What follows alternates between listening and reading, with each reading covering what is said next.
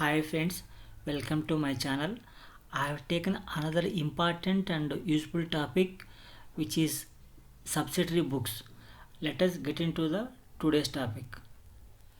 I have selected 11 main points to be discussed starting from what is subsidiary books to journal proper. Please click on subscription button which is appearing in the corner of the video. What is subsidiary books? Subsidiary books are set of 8 main books. These books are mainly maintained in big companies.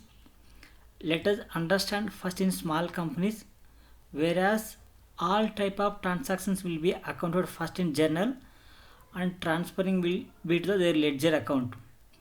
This practice is okay or good in small companies where less transactions will be there. In big organizations, it is not easy to record all the transactions in one journal and post them into the various accounts. So, for the easy and accurate recording of all the transactions, the journal is subdivided into main subsidiary books.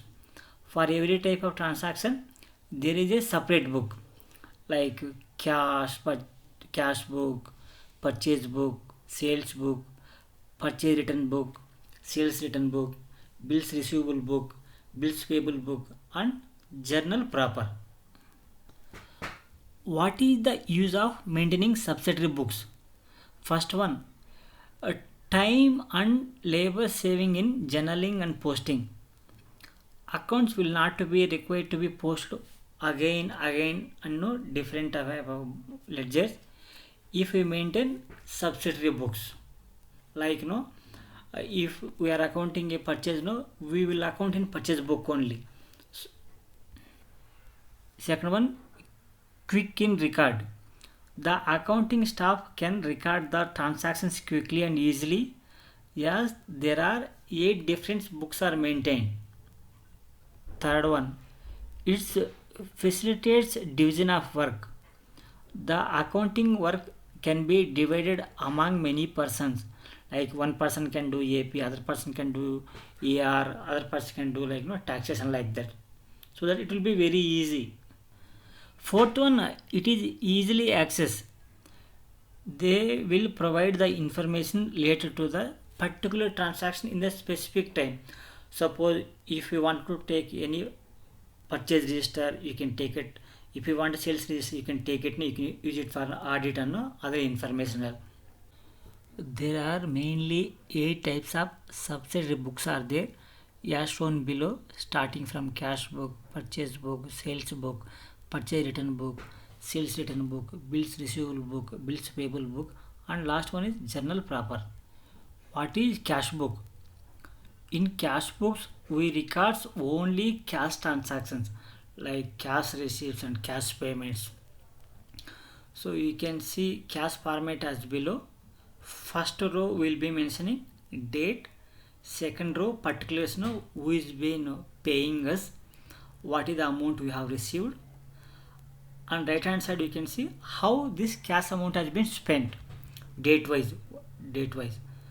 Then we have other column particulars whom you are paying, whether to expense account, salary paid by 50,000 rupees in cash mode. So this is the how cash book format will look like. Finally, we will show what is the balance available at a particular date. What is purchase book? Purchase book is used for recording only credit purchase of goods. We will not record any cash purchases or assets purchased in this book. These transactions will be recorded in a proper journal. You can see purchase book as below. First row is date. Second one is details of supplier, like what is the company name, how many items he has supplied, what is their invoice number, what is the value of the invoice to be paid, and all we can show here. What is the sales book? Sales book is used for recording only credit sales of goods. We will not record any cash sales or assets sold in this book. This once again we will be accounting in proper journal only. So sales book format can be seen as below. First row is date. Second one is customer name. What is the quantity of material sold to customer, and we have invoice number column. What is the invoice total.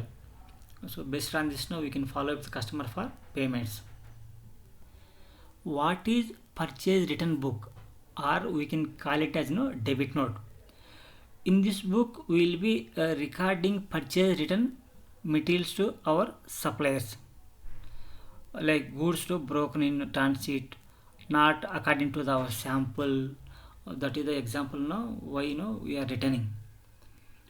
So here we will be returning goods with support of our debit note.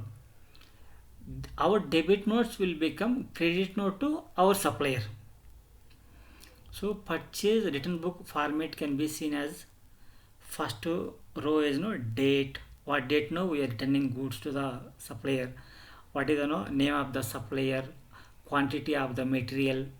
What is our debit note. Through debit note only we will be returning goods to our supplier. What is the value of the material. What is the we can say what is the value of debit note here. What is sales return book, or we can call it as credit note.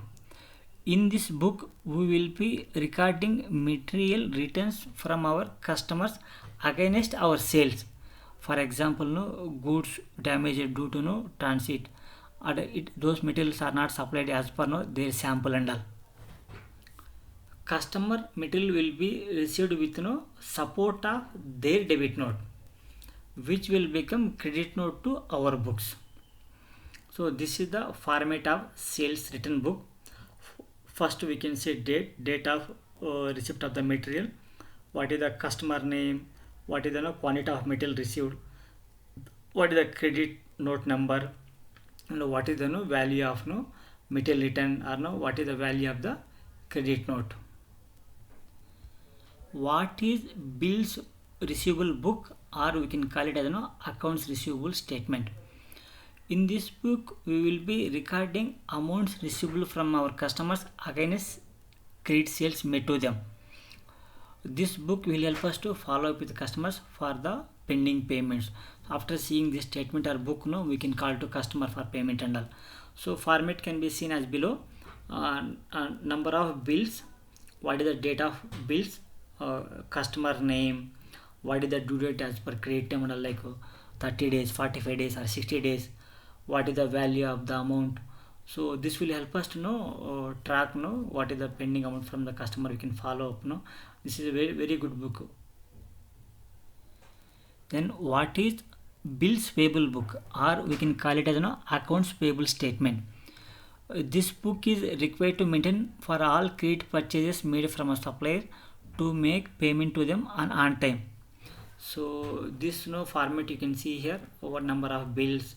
What is the date of supplier is supplied the material. Supplier name. What is the due date as per their PO terms, like 30 days, 45 days and 60 days. What is the bill amount to be paid. So this very randomly we need to check to make payment to them and all.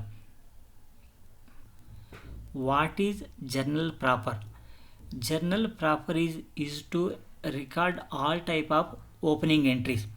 Suppose if you are starting in a company, you are getting fund into the cash into the company, so you will be using journal entry.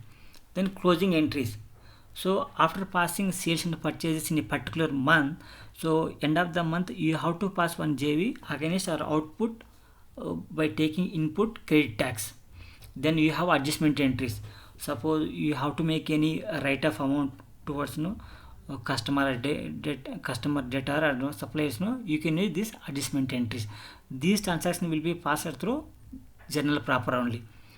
We will also record which cannot be recorded any of other subsidiary books, like cash will be there, purchase, sales and all. What and all we will not account, we are not able to account subsidiary books, those can be accounted in journal proper books. Example on 1st of January, we have accounted rent for 50,000 rupees from ABC company. So rent account will be debited 50,000 rupees and credit 50,000 rupees to ABC company. Hope you have clicked on subscription button. If not, please click now. Thank you for watching.